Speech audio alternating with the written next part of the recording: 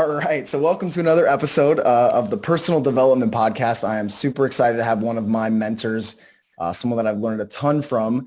And this is the God Hypnos in human form.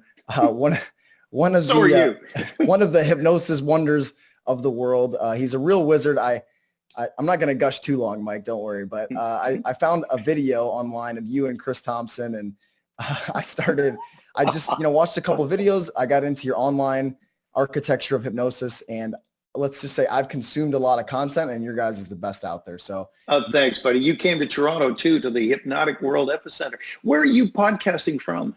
I'm in Davenport, Iowa, right in the heart of the Midwest. Yeah, awesome, it's 6 degrees here today. So I want to welcome Mike Mandel. We have a lot to cover today, Mike, but I want to start off if there's anything I missed in the intro, and then I want you to share your first hypnosis experience and kind of what happened there. Yeah, we lost our connection. It was unstable for a minute. So I did not hear what you said. I said, if I missed anything in the intro, you can share. And then I want to hear about your first hypnosis experience and kind of how that got you into hypnosis. Sure. Hypnosis, I have eaten, lived, and breathed for 45 years full time. Although I started in 1965, 10 years prior to that. So I've actually been doing hypnosis one way or another for 55 years now. I'm closer to 70 than 60. And that's at least 100,000 people hypnotized since I did well over, 4,000 or 5,000 hypnosis shows with 30 people at a time, sometimes 50. And it's just crazy. But it's a subject that has fascinated me forever. I'm still not 100% sure what it is, but I don't even know which definition I believe anymore. I just find it's a very, very useful form of communication, and it's a great way to help people. Yeah, right. What is hypnosis? We still don't really have an agreement on that. And, I have my own opinions, but tell us about the pins in the hand and the first time you hypnotized somebody. It's just wonderful because this story was verified because I found the guy again when he was in his 50s, and he came out to one of my events, which is brilliant. His name was Wayne Gibbs. And I lived in Toronto at the time. We had emigrated from England. And when I were allowed, I spoke like this all the time. I told him, because we come from the north of England. I speak like this at home. And I speak like a Canadian when I was at school. And the stress for me was when someone came to our house, I didn't know which one to be, right? Competing ego states. So Wayne lived next door to us. We were in an apartment building in the east end of Toronto. And there was an animal clinic next door. And Wayne's dad was a vet tech. So he actually lived in the apartment above the clinic. So there's always someone there. And they had a deck outside. And my father was concerned I was just addicted to television because coming from England, back then, Nick, there were only 2 channels. There was BBC and ITV. That was it. So we come to Toronto, you got, all the Toronto stations, and Hamilton, Ontario, you got Buffalo coming in and all these great stations. I was a TV addict. And my dad said, I want you to read some books. I said, well, get me some. And he immediately took me out to a bookstore. Said, absolutely any book you want, you can have. And I saw a book in a bin. It was like $2 discounted. And it was The Key to Hypnotism by Walter Gibson. And I was like, wow, it's fantastic. So I learned the contents, went out searching for someone to hypnotize. And next door was Wayne and his brother Max. So I was probably 12, 1965. And Wayne was maybe 10. His brother was 9. And so I said, can I hypnotize you? They don't know what I'm talking about. But yeah, sure. So I use the method for difficult subjects because why take a chance, right? Uh-huh. And of course, to Max, the little kid, it's a big joke. Wayne was a phenomenal hypnotic subject. And on my very first attempt, he went into a somnambulistic trance. His hand was cataleptic when I lifted it. He got glove anesthesia. And I proved this to myself by sticking a safety pin through the tip of one of his fingers. right through the flesh. And bleeding running down his hand. And open your eyes and look at it and just staring at it, like no response. And I thought this was freaking brilliant. No sterilization, nothing, of course. I was a kid. Yeah. His mom freaked, like I was not allowed to do this anymore.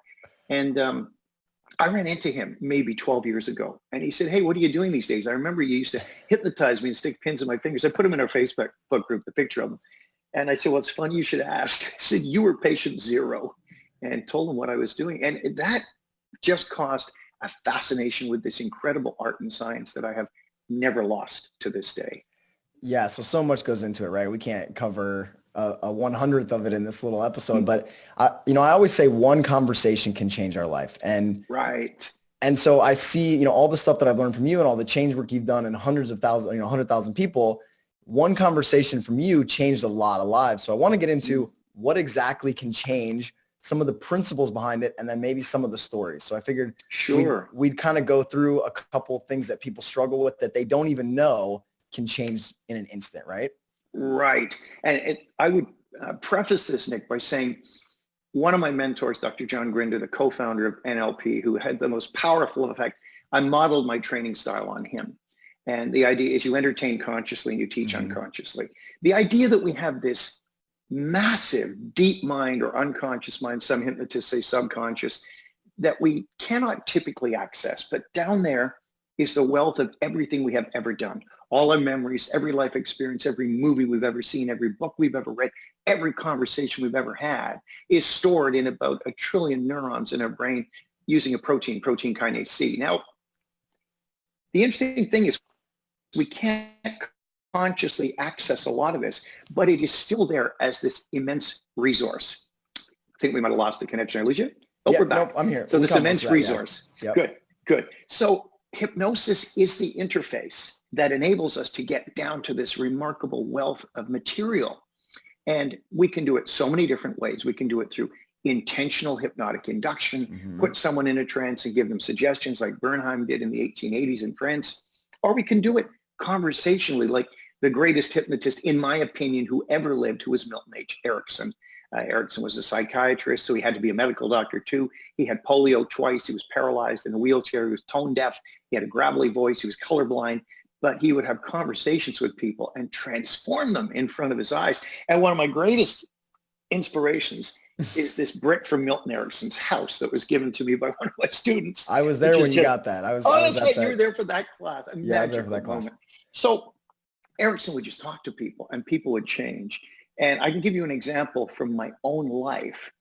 I was experiencing something called sleep paralysis. Now, sleep paralysis is well understood neurologically now. The feeling is terrifying. You're about to wake up. So you're actually in what's called a hypnopompic state before sleep and wakefulness. But your mind wakes up and your body doesn't. So the pontine segmentum in your brain has shut down the motor neurons so that when you're dreaming you're fighting a Tyrannosaurus Rex, you're not going to attack the person beside you in the bed in your sleep. You stay still. Well, that's fine. But when you wake up mentally and your body can't move, it's an absolutely terrifying thing. And I was getting this and nothing was getting rid of it. And I'd say to my wife, you've got to wake me up. You got to grab me and physically move me. Well, her response was less than stellar. She just turned to me, sees me, and she says, are you sleep paralyzed? Well, how am I going to answer that, right? Move me. So this was going on and on. And I've had this, Mike, quite a few scary times. Stuff. Yeah, it is. So it happened twice in one day and one morning. I was really getting sick of it. And Chris was with me, my business partner, Chris Thompson. He and I picked up Anthony and Freddie Jacquin, two of the best hypnosis trainers in the world. We picked them up at Pearson Airport in Toronto and one of Chris's Teslas to bring them to Toronto to teach. And on the way to their hotel, we got talking about the sleep paralysis. And I'd met Freddie before, but we wound up becoming very good friends after this week together or weekend together. And I was telling him about the sleep paralysis and he was in the back seat. I was sort of half turned talking to him. We had a conversation that I can't remember it to this day.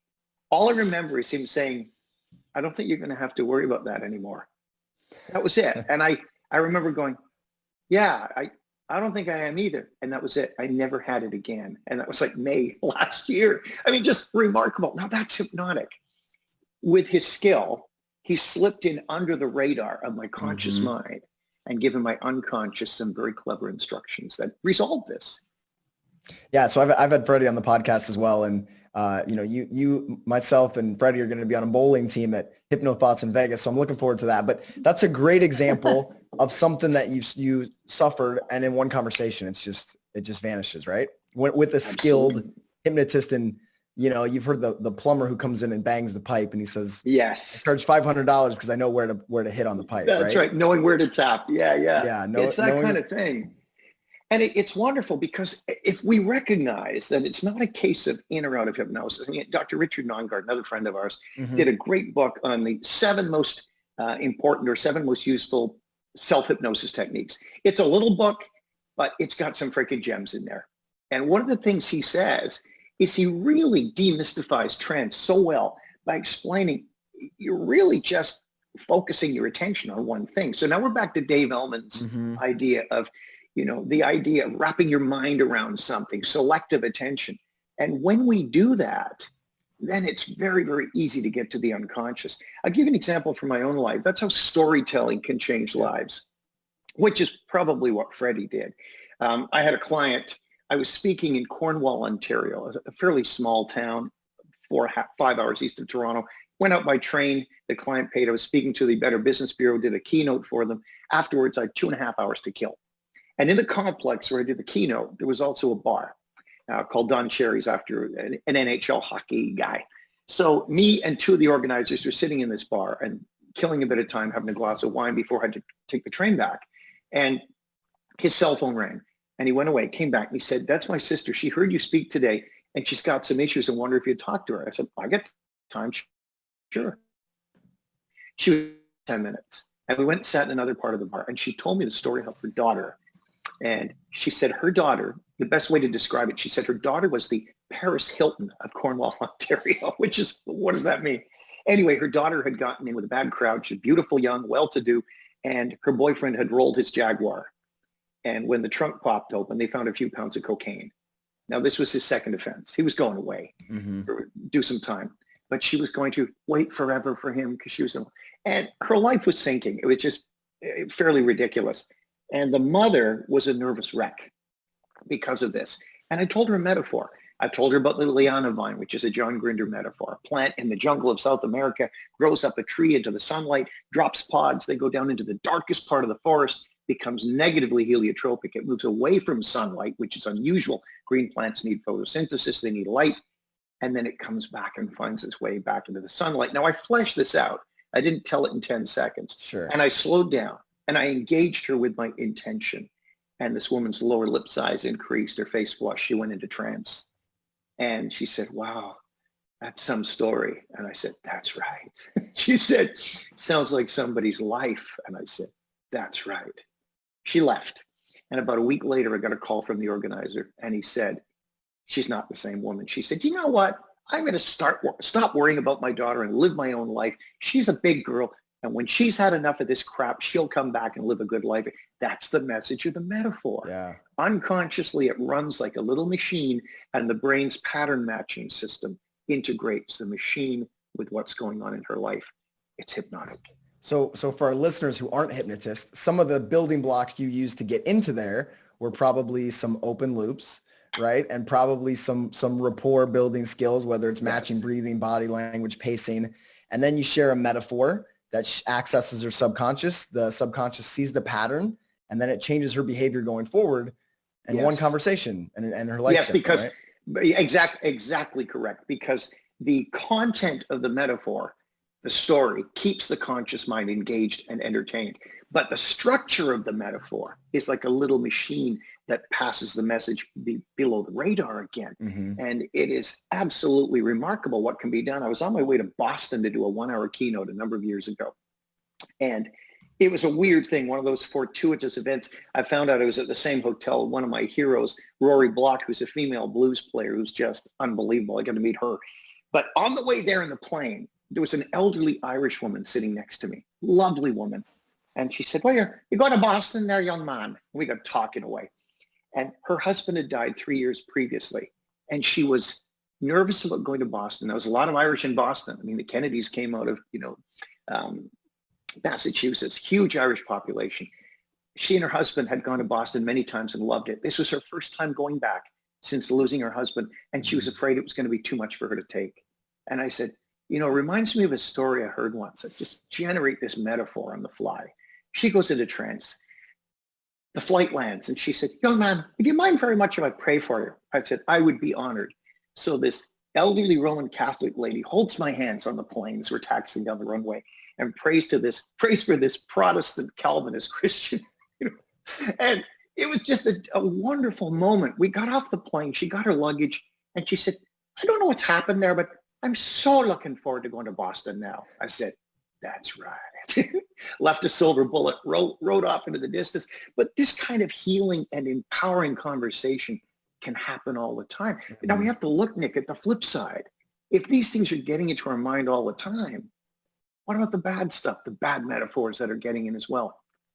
I lectured NATO forces at the Defense College in Toronto, and they were very interested in getting into the unconscious and group mind and so on. And I was talking about the power of television, how it's designed to create trance. The locus of the focus is the screen.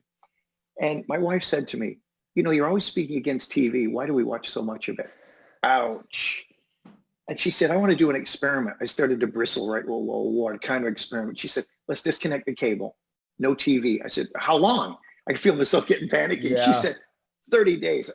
30 days. I got a life. Come on. We did it. That was 12 years ago. We never reconnected it. And we cook more, we walk more, we talk more. Life has slowed down. And I'm not carrying a lot of the crap that comes in from watching horrific news stories before I go to bed, the agenda of people who create metaphors for a reason, and TV is hypnotic.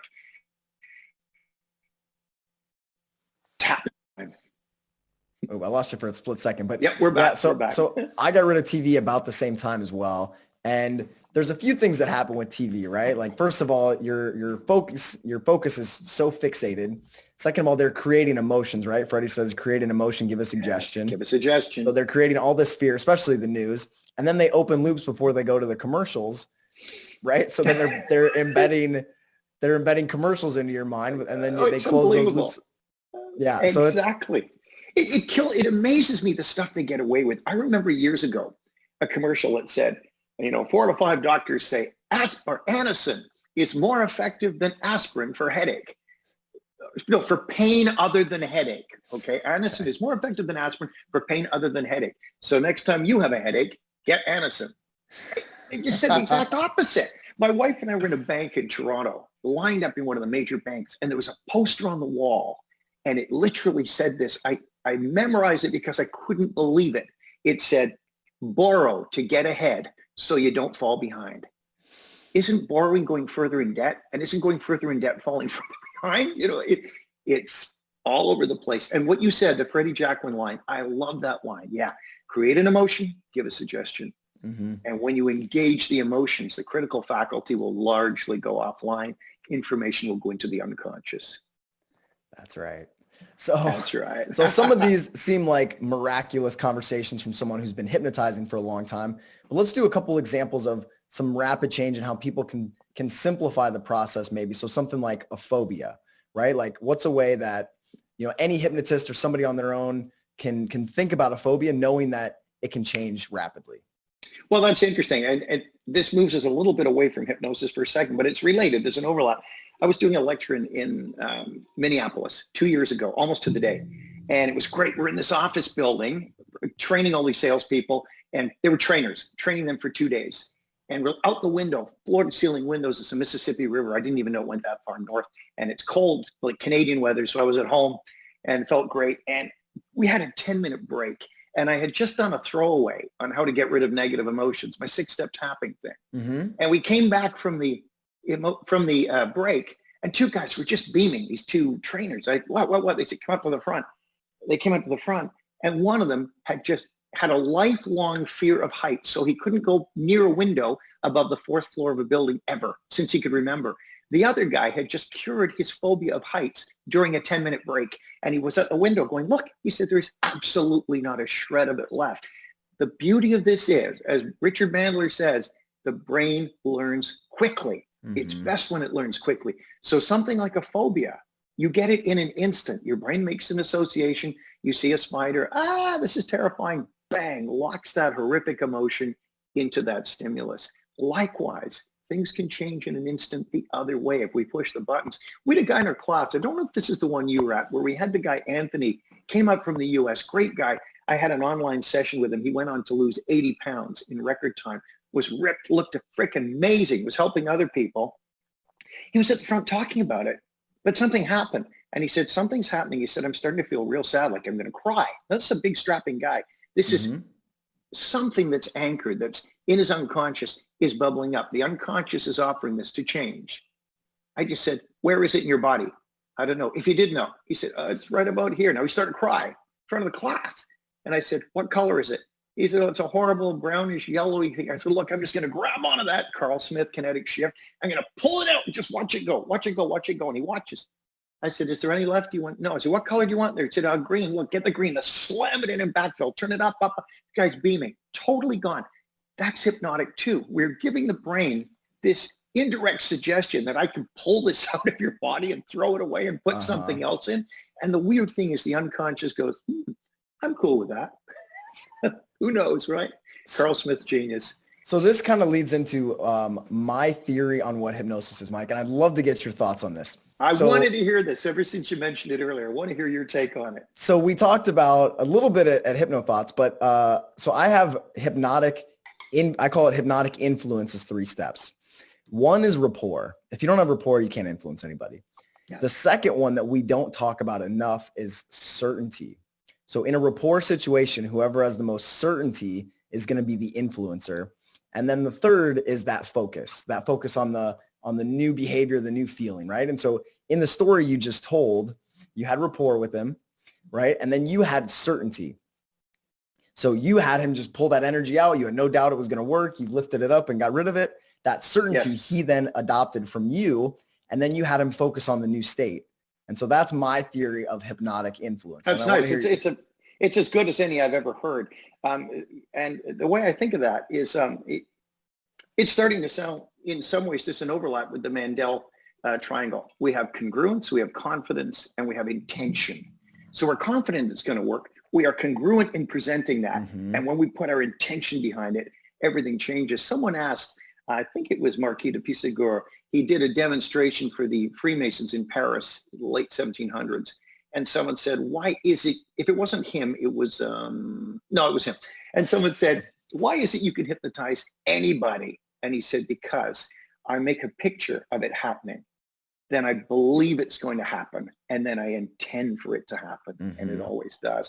I think you're right on it there. And with the rapport too, I would just tweak the first part about the rapport a bit insofar as you can still make it work without rapport, but it won't last. It may only last a few seconds, but in the presence of rapport, the miraculous can happen. That's why I like John Grinder's ultimate rapport secret. Pretend that the person in front of you is the most fascinating, important person you have ever met in your life. Continue to pretend that and pretend you're not pretending anymore. And your mirror neurons do the rest. And you'll get the head tilt the same and the breathing the same and all the classical skills. And it's a remarkable thing. I was speaking to Canada Border Services once. I spoke for a few hours and I had a train to catch. And I get very, not antisocial, but sort of solitary when I'm teaching a lot. And so I found, it was in a college, and I found a corner with some books. And I sat down with a coffee. I thought, I'll kill some time, then take the cab to the station. And this huge customs agent came over. And he did one of these. He went like this. Hey, Mike Mandel, mind if I sit down?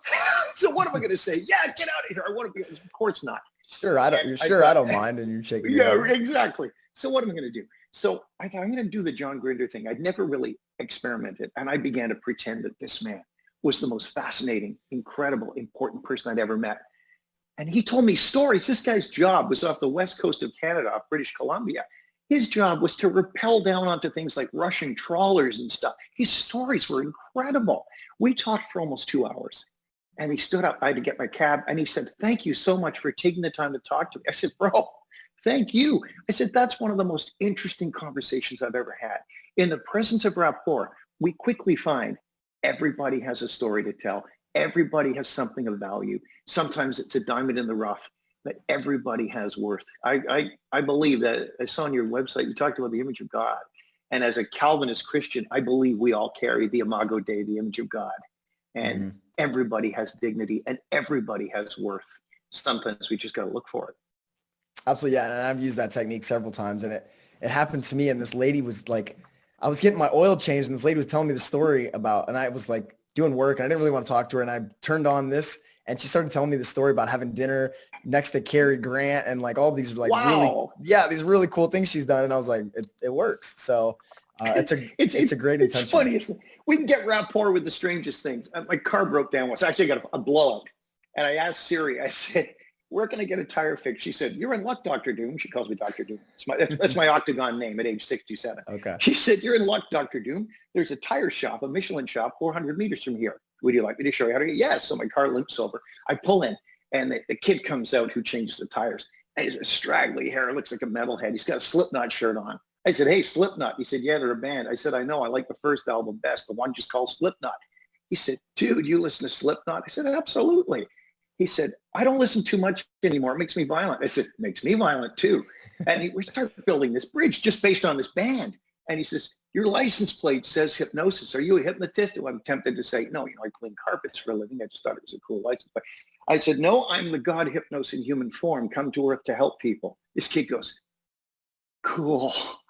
So that's when I started using the line. So now all my students are the God Hypnos in human form. Nice. I love that. And the a rapport, reminder, like based on a shirt, people like themselves, right? So you had that in common. Yeah. And why do we like people like ourselves? Because we all presume we're normal, right? So people like us are also normal. Well, I know I'm not normal. So if you have something in common with me, you're probably not normal either. And that's why we have such rapport. That's what it is. That's what it is. So Mike, I wanted to talk real quick. I'm in a Facebook group called Anxiety and Depression. And I kind of just check in there and see what people are saying. I like to kind of keep a pulse on what people struggle with. And, most of these people don't even know that there's like a way to change their state. They're just talking about which medications are the best and how they got paranoia from this one and diarrhea from this one. And all these crazy things. So for something that's ongoing, what we think of as chronic depression and anxiety, what are some things that people can do and some stories about how hypnosis can help those situations? Well, it's interesting you should say that. Chris and I have a new product coming out in a few weeks. It's called the Anxiety Solution. And I'll spend a long time reviewing this and understanding it. One of the best books on it is Rollo May, The Meaning of Anxiety, where he sees it as a resource. And I think one of the things people don't realize is if they are typical anxiety types, there's really two ways we can become anxious. The first one is or we can become afraid. The first one goes directly to the amygdala. So the part of the brain that codes experience and switches on very quickly in the event of an emergency. We're attacked by a saber-toothed tiger. Somebody would go into fight, flight, or freeze. This is direct when there's a threat, but it can also be a perceived threat that's not real. Mm-hmm. We could be walking down an alleyway in a strange city and see a guy lurking behind the garbage can to attack us and then realize it's a bag of garbage. And everything gradually calms down. The cortisol and the adrenaline disappear from our system. But that's the amygdala switching on. But there's another one, which is the cerebral cortex. Now that comes in through overthinking and worrying. A girl is an hour late coming home. The mother starts thinking, she's rolled the car. It's icy out. Maybe she's been abducted. This has happened. This has happened. That's overthinking and worry. What happens is after a while, the cortex hands this off to the amygdala. And it then becomes a feeling of fear in the body. When you feel it in the body, it's the amygdala. The key with anxiety, I found, and with my clients, is to short circuit it as soon as you notice it happening. The sooner you can jump in and shut it down, the better it's going to work. And the faster it will work. So we say people run a neural pathway. It's like walking through a forest. At first, there's no path. And if you walk through every day, after a period of time, suddenly it's really easy to go through that path. There's no twigs, there's no pebbles. They've all been pushed aside. One day you go to walk through that path and there's a stop sign, a do not enter. So you pick another path and you gradually wear a different path. And while you're doing that, the old one becomes overgrown again and gradually impassable. That's what happens with the brain. We get a neural pathway formed of axons and dendrites in the brain, and people habituate the pattern. The more you run it, the more easily it will fire. So as soon as someone starts to notice this cerebral cortex overthinking, this ruminating, this worrying, we recommend you do a pattern interrupt on yourself. Mm-hmm. So you immediately go, stop, put your hand up. You don't want to do this in a crowded mall or you look like a lunatic, but stop and push the picture away. And now immediately give a counterexample. That's ridiculous. I'm going to have a good life. My friend Adam Stein is a psychiatrist. He's the only psychiatrist in Toronto you can see within 24 hours if you have an emergency. And he teaches his patients to go, that's ridiculous, to make a picture of the thing and just say, that's ridiculous, and have it blow up like the Harry Potter wand. When we interrupt the pattern, we make it harder to run down that neural pathway. And every time we give a counterexample, we are now creating a new pathway. Mm-hmm. And over time, it begins to get quelled and slow down and disappear. Interrupting our pattern is tremendous. In fact, it can throw us out of a powerful state quite easily. My mother never understood that when I'm interrupted when I'm studying at all, it takes me 10 minutes to get back into my flow state. I've modeled this through clean language and realized when I study, if I'm teaching a course, say architecture of hypnosis, I will typically power read 20 to 30 books. Really go fast, but take it all in really quickly. Mm-hmm. But I have to get into a state where my brain just keeps accelerating. If my wife was to come in and say, oh, so-and-so's on the phone, okay, then I got to start again. And it takes 10 minutes to get back in. My mom never understood this. She'd pattern interrupt me. So I'd be studying for school and she'd come in and she'd whisper, thinking that if she whispered, it wouldn't bug. I don't want to disturb you. Do you want to have a tea? Just disturb me, Mom. It's the interruption. It's not the volume of your voice. There's not a baby you're going to wake up. But likewise, when we interrupt a bad pattern and give a counterexample, we can create a powerful alternative and become much more powerful as a result of it. So I talk about all the variables that affect our state, right? Our posture, our facial expressions, our breath, what we think about, and the words that we speak, right?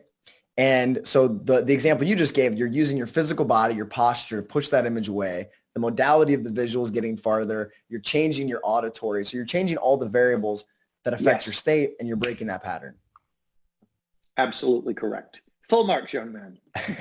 So one other thing. So I wanted to talk about just quickly ego states, and maybe we can tie this into depression. So we've kind of covered anxiety, but in depression, in the wizard school that I attended, your training, which was amazing, we talked about how people that are depressed often just get into one ego state that is hogging the spotlight, right? Yes. So the simplified ego state model is we are all a committee of subpersonalities. That's totally normal. They're not imaginary. They're not psychological. They're burned into the neurology of our brain. This goes back to Paul Ferdinand, who was a compatriot of Freud. It was picked up by Watkins and Watkins, American psychologist, husband and wife team. And Gordon Emerson from Australia is a psychologist who's probably the leading authority on it right now. The idea is when we point at ourselves and say me or I, we are pointing at an ego state. One of them, only one, is executive at any time, which means only one is running the show. And we have anywhere from 50 to 150 of these created for different needs during childhood. You have an ego state that tells you when you're hungry. You have an ego state that tells you it's time to go to bed. You have one that has fun with your friends. We have them for different purposes. And we tend to use the same 5 to 15 on a daily basis. A great model is think of a house, a bungalow. And the 5 to 15 we use on a daily basis are on the main floor. Whichever one answers the door is the one that's executive, the one that's reacting to the world outside. Now, down below, we have a basement. The basement is ego states that don't come out very often. And off from the basement, there's a bomb shelter. And there we have vaded or invaded by fear, anger, sadness, trauma. Ego states that are traumatized. They're the ones that need to be healed. The problem is you can have a really resourceful ego state executive, which is a great one for a job, for a specific task, or you can have an unresourceful one. And they'll push each other out. They're digital. Only one can be executive. We've all had the thing where you walk into another room and you go, what the hell did I just come in here for? Right? We've all done that. And that's because the ego state that arrives in that room is not the one that told you to go there. And we see this with smoking cessation clients in hypnosis. They're really determined to change on the phone. The one who arrives in your office, though, isn't the ego state that made the appointment. You've got to treat the one that needs it. So when we look at something like this, a depressed person typically has an ego state that hogs the executive. It won't let the ones that want to have fun get in. And you really got to work with this. The problem with depressed people, too, is they sleep too much. Every time we have a dream cycle when we're asleep, we get a PGO spike firing from the pons, geniculate body, the occiput in our brain. It's a superhighway. It causes alertness and reorientation. It happens anytime we're awake, when we're startled, when there's novelty, where there's shock, any of those things put our critical faculty, our conscious mind, our executive function all offline. And this survival mode kicks in. The problem with depressed people is they sleep too much and they get a lot of PGO spikes while they're asleep. And it exhausts them. It drains their energy. So with depressed people, Human Gibbons theory says if you're depressed, it means you need to get moving, physically moving and mentally moving. You've got to do things that used to be fun. You've got to stop sleeping so much, get your physical body moving, doing some quality exercise. And that helps to break the depressed state. It releases serotonin, a feel-good chemical, and everything changes. The worst thing they can do, in my mind, is just medicate it, because you're not dealing with the cause. That's So, my opinion. yeah, and I totally agree. And I noticed, I always talk about the body comes first, right? Tony Robbins says physiology first. And if during a day I'm spending too much time sitting still at my computer or on my phone and I'm not moving, I will feel depression as the day goes on. Yes, But absolutely. I know I can change it instantly, right? And I anchor ego states with like essential oils and songs. So I'll put a song in, move my body, smell that. Like this is peppermint's my charismatic state. Love it. And so I'm instantly in a different state, whereas depressed people, they just don't know how to change the emotional channel that they're on. Yes, it's something they need to be educated about. So I see myself not as a therapist. I'm an educator. I teach people how to have better lives and how to walk away from their problems. I love the finesse of what you're doing, Nick, by anchoring it to sense. Now, I'm highly auditory. Mm-hmm. I'm so ridiculously auditory. If I hear a song once or a piece of music once, I remember it for the rest of my life. I mean, every single time. It's crazy watching a video, an old episode of Twilight Zone some time ago. I had not seen it since I was in Cubs. I must have been 9 or 10. And I said, there's a song coming up. And I paused the video and I hummed it to her. She said, no way. Came on. Not only was I correct, it was in the same key. Wow. I had the key right 50 odd years later. Now, the auditory sense gets me there. So I use music very creatively. When I'm on the road, I've got, Apple Music. So I bring a Bong Olufsen player that goes in my room and I can engineer my environment. So I'm listening to music that empowers me or makes me sleepy or whatever. I'm not at the mercy of a television. Now, what you're doing with scent goes beyond that. Richard Mandler said, the olfactory sense is the express train to the brain because it is the only sense where we actually apprehend the world directly. If I look at you, I'm getting photons hitting visual purple in the retina. It inverts. We get a series of transforms in the occiput, and my brain thinks it's seeing out there. But in reality, this is all happening in my head. That's why the occiput is so huge. It needs a lot of RAM to run it. Likewise, if I hear something, music, words, the tympanic membrane sending a signal, auditory nerve, my brain interprets it. I mean, we still don't know how a tiny eardrum can reproduce sounds in different frequencies at the same time. How can we get the bass and the guitar line and all of this at the same moment on one membrane? Who knows? But the brain sorts it out. But what you are doing with the olfactory sense, the finesse is when you are breathing a scent tied to a specific ego state and have anchored them, molecules of that scent are actually getting into the limbic system of your brain. It is the only sense where we apprehend the world directly. And I only have to get an old textbook, 40, 50 years old, open it and go, and I'm back in Earl Beatty Public School as a little kid, and it's fired that. So doing this intentionally is something I am going to model, and that's my takeaway from you. Great. Well, let's talk about it. So one of my most powerful ones is it's what I call my warrior state. And it's arbor vitae oil, which is like a really strong, almost like cedar pine smell. And I put in Native American drums. And if I smell this, even a whiff of it, my muscles fill with oxygen. I just take on that energy of being in this like warrior state where nothing stops me. And it's such a powerful anchor to have, right? That's brilliant. That's a great way to get there. And again, because you're adding the native drumming to it, which I love. I mean, that's something that really resonates with me as an auditory. That's very powerful. And our ego states do change in an instant. I have an ego state I jokingly call my James Bond state. And that one comes in when there's an emergency. I've trained it to just seize the executive from whatever else is there and just act authoritatively. Give an example. We were flying along Highway 401 in Toronto, and Highway 401 in Toronto is the busiest stretch of highway in North America. It's 16 lanes wide. It's like something out of China. It's enormous. When you land at the airport in Toronto, go, wow, where are all these cars going? I'm on Highway 401. I'm signaling a lane change, check my blind spot. All of us, my wife's in the passenger seat. There's a guy beside me. I'm in this blind spot as I'm moving up. He's not checked, and he's coming right into my lane. And instantly, the 007 states there, ba-da-da, ba-da-da, and corrective driving.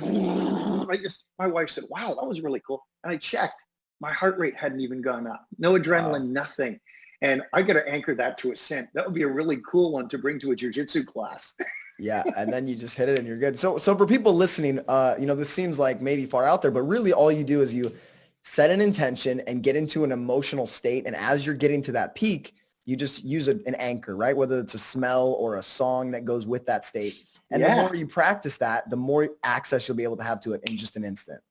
In an instant. I remember from the class, we do the tapping to get a powerful ego state executive, and we set up an anchor, which is only a stimulus connected to a state. And we do it with the ring finger of the non-dominant hand and the thumb, press them together and say, awesome. And then every time we're, if I'm at an AC/DC concert, 6th row center, which I was, and Angus Young, my favorite guitarist, is playing at that moment. Okay, nice. So I notice I'm in a great state. Awesome, fire the awesome anchor and stack that on top of it too, and begin to make more and more powerful states available. We just got an email last week from one of our students, Afonso.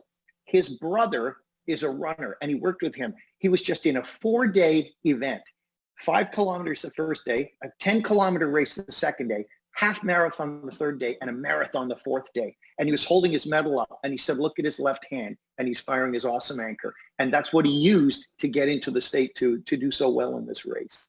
Nice. Last September, I ran a marathon on 2 weeks of training, and I hadn't run for months before. And I was using, I was using ego states and affirmations, and you would appreciate this. I took the marathon, which was in my mind was this big, and I put it down on a note card, and I saw the track from that size. And from there, it was much more manageable for my brain. So the things we can do with hypnosis and NLP are kind of staggering, aren't they?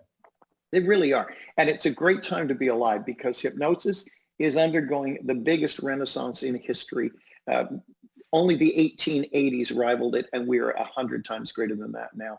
It's a time where I said at HypnoThoughts, I was in Las Vegas, the biggest hypnosis conference world, where you are presenting, and I think that's just fantastic. I'll try to get out and see you if I'm not on at the same time. That'd be great. But I did the keynote there last year, and I said, we are at a time when probably most of the great hypnotists who've ever lived are alive right now. People like Freddie and Anthony Jacquin, James Tripp, Melissa Tears, David Snyder. There's some amazing trainers out there. And if anyone is remotely interested in hypnosis, it's never been easier and better to learn than right at this moment in time. So this might segue into a great way to start is with the online Mike Mandel Hypnosis Academy. I got into it. I've literally been through it all twice, attended the Architecture of Hypnosis live with you. I bought the Architecture of Change, which was your HypnoThoughts course last year. I've been through that online, which is great. And then Graphology and Mindscaping, which I've purchased and I haven't got to yet because I take a lot of different courses. So bro, you're gonna love them. We had a guy went through Mindscaping. He was at HypnoThoughts. This man Joe, cancer diagnosis, had some treatments, really scared, worried. One of my students did a Mindscape on him, and he's been cancer-free for like 3 years. It's just, It's gone. It's just, you'll have a blast with it. And also, I'm going to give your podcast a plug on mine. So you tell your listeners, check out Brain Software. We have 141 episodes online, and it's all about hypnosis, NLP, and there'll be a tremendous overlap between what you do and what I do. Yeah, it's a fantastic podcast, and you guys are fun and goofy and really entertaining. So I also listen to your podcast a lot, and I've learned a ton from it. Mike, real quick, Mindscaping. Just give like a 30-second elevator pitch for what is Mindscaping. Mindscaping came to me one morning. I suddenly realized we think metaphorically. David Grove pointed this out years ago. We talk in metaphors. A new one comes along every 6 to 10 seconds. So we'll say, that really hits it on the head. That's a metaphor. You're not really hitting anything on the head. Or, he missed a boat completely. That's a metaphor. Our brains work in metaphors. Mindscaping basically uses the client's unconscious mind. Now, Milton Erickson was brilliant because he could tell a story that would give someone the perfect metaphor to change their life. That's great if you have the unconscious mind of Milton Erickson, and very few of us do. Mm-hmm. What Mindscaping does is the client's own unconscious mind gives you the metaphor that will unlock the problem. So it always has a response of some kind, either completely removing it or causing a totally new understanding or some kind of change. It's a way of interacting with the other person's unconscious in the form of metaphor. It's fun, it's easy, and it's worldwide now, which makes me really happy. So I used to do something similar, and you've expanded on it so much, but it kind of relates as the ancient Chinese. It's called the cube. And so you have someone the cube. Picture a cube, and it's really a representation of themselves, whether it's big in or a small. Desert. Yeah, what color it is, and there's a horse and some other things that go with it. Ladder. But then you can like change the cube. Well, which one feels better? Is it bigger, smaller? Would a different color feel better? And so you change that, and the metaphor in the unconscious starts to change, and the way they see themselves. And you do that with a full landscape, right? Yeah, and everything changes when you change the metaphor. Sometimes they just have to see it in their mind, and that will change it. But sometimes they do a bit of mindscaping, which is landscaping this internal terrain, and everything changes from that. Do you know what my cube was, by the way, when mine was elicited many years ago, 20 odd years ago? I'd love to hear about it. It's about 3 feet by 3 feet. It's made of bulletproof glass. And you can't see what's inside. It's reflective. But if you look in from the top, there's a teddy bear inside it. My wife always said I'm a teddy bear in a tank. So there you go. So we'll get off the cube now. We'll kind of start wrapping up. But I was dating a girl one time, and I did the cube with her. And this should have been a red flag. And I said, well, what's your cube look like? She goes, no, there's no cube. It's the Great Pyramid. Okay. I was like, oh boy, this is not going to be good. Yeah. So, red flags going up. Yes. And yeah. So that was a learning experience for me. Sure, man. Anyway, Mike, it's been a total pleasure having you on here. Is there anything else you want to share? How can people get a hold of you or see your stuff? Mike Mandel, hypnosis.com. And Mandel has only one L. All right. Well, I'm looking forward to seeing you in Las Vegas, and our team, the world champion whatever we bowlers. call ourselves. Yeah, whatever we come up with the name, we're going to be the champs, and that's going to be exciting. So I'm looking forward to seeing you then. Awesome, buddy. All right. Thanks, Mike. Thank you.